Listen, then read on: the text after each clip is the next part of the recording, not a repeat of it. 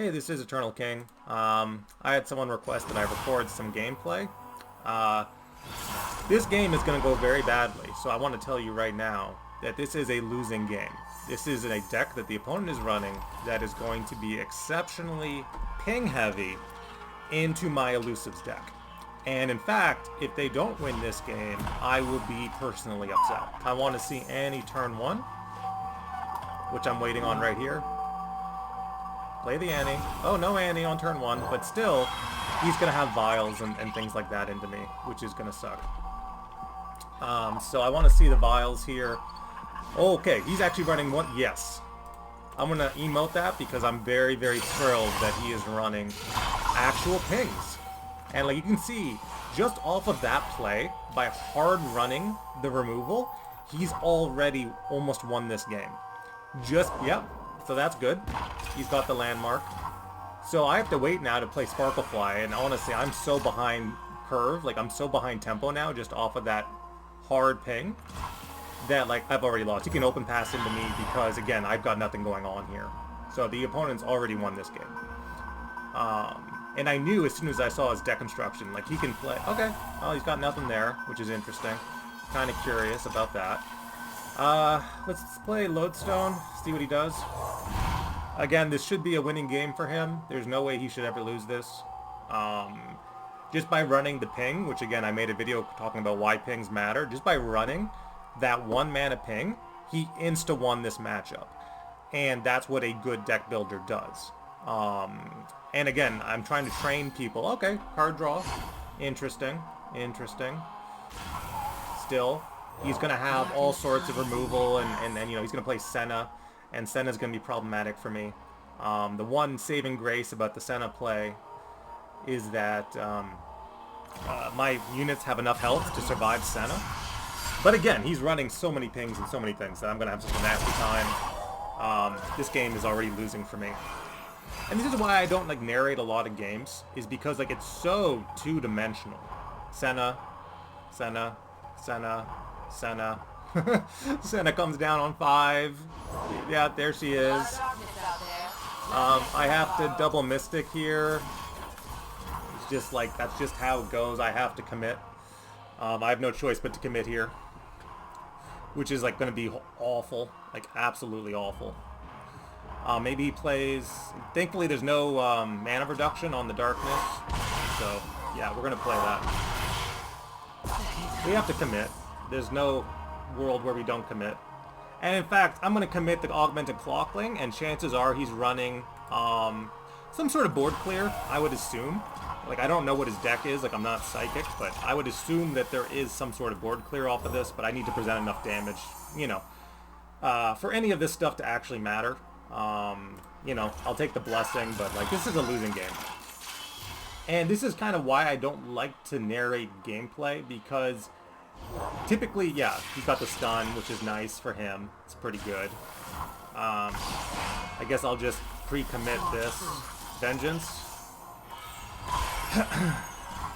I assume a Vengeance here. He's got the 6 mana Vengeance. Like, I've been playing this game long enough that I can see every single play roughly like before it happens. Oh my god, no Vengeance. What the fuck is this guy running? Excuse my language, but like, what are you doing, bud? That should have been a Vengeance play onto the Clockling 100% of the time. Unless he's just like memeing with a bad deck, which is possible. He's still going to win because his entire deck is going to be pings. Because that's what he should do. Yeah. And then what, a Disintegrate or a Flock? I'll have to play Pale Cascade into the Flock, and then I'll have a second Flock, presumably. Waiting. Okay, dark. Okay, yeah. Interesting. Still waiting. More things? No? Okay. Interesting. Do I play into a root? That doesn't matter. And I'll just pass here. I want him to keep committing.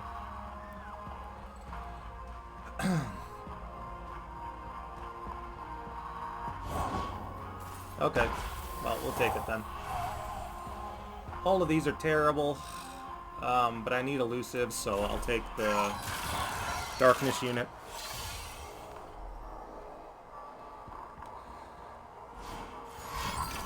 Yeah. Yeah. Okay. Invisible to the ignorant. I'm just gonna take a Pale Cascade now, just because I need to cycle. So, all right, there's some burn.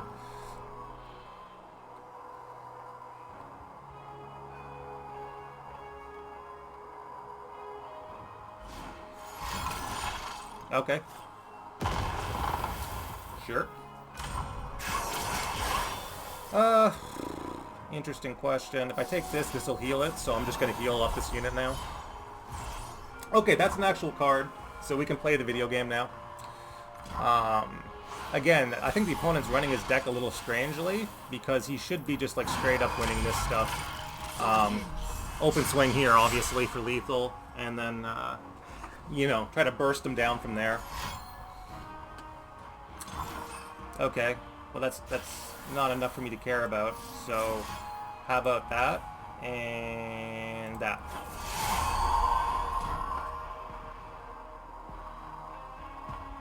Are you dead? Are you a dead person right now? Vengeance? No, no vengeance. You can't vengeance. Yeah, okay.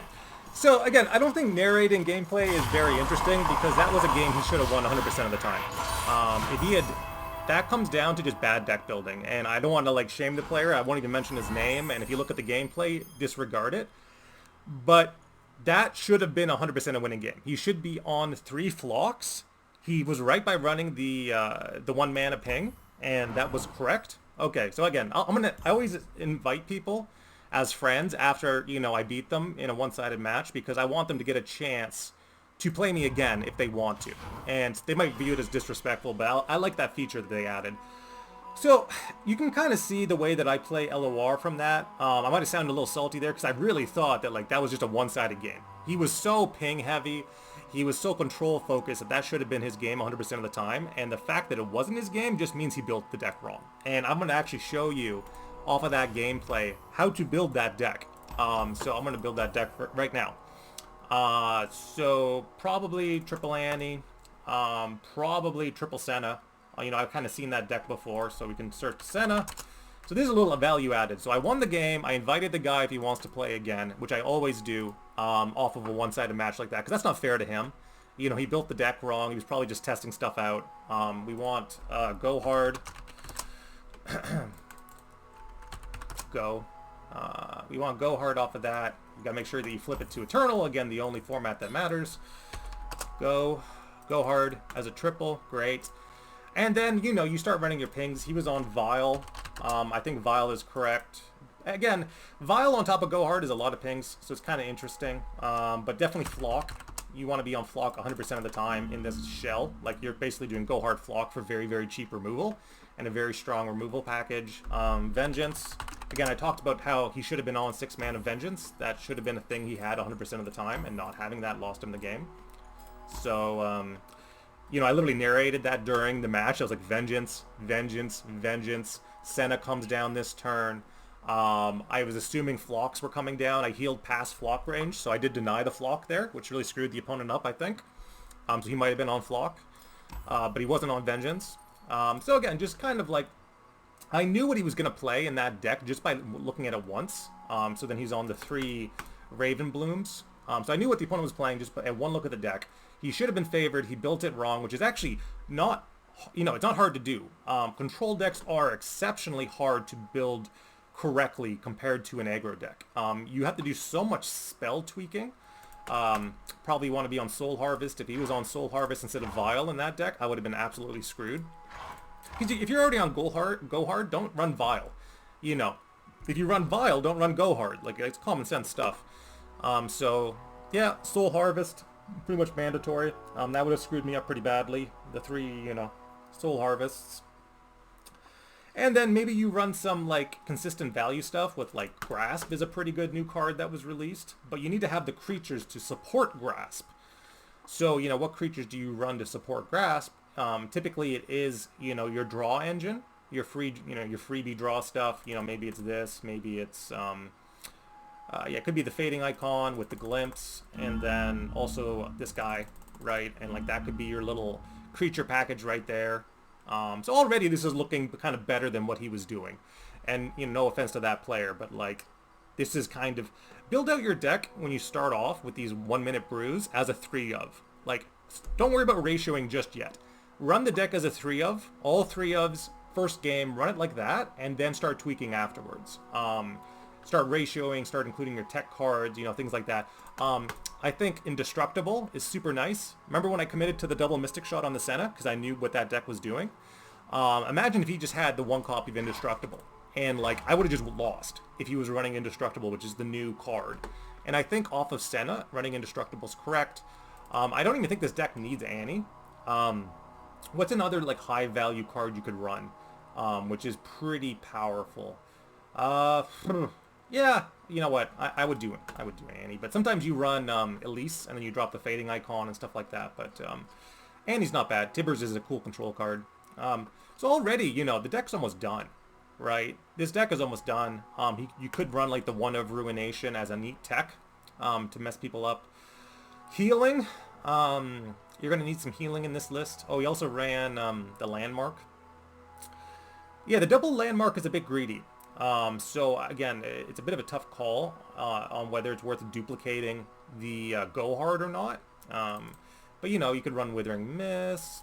You could run Extra Draw off of the very powerful 4 mana card that is basically pure draw on Shadow Isles. So again, like, there is some thinking involved before you just jump in. Spirit Leech, you know, you got your Spirit Leech to kind of kill, you know, some of this stuff or whatever. But like that, and then you know, that probably would be better than what the opponent was doing, because there's no way the opponent should have lost that. He should have been on Vengeance. He should have been on you know, something like Hate Spike or Death's Grasp. He shouldn't have been on Vile on top of the 1 mana ping. You know, you should choose one or the other. Things like that. But again, there's your gameplay and also a post-game rundown.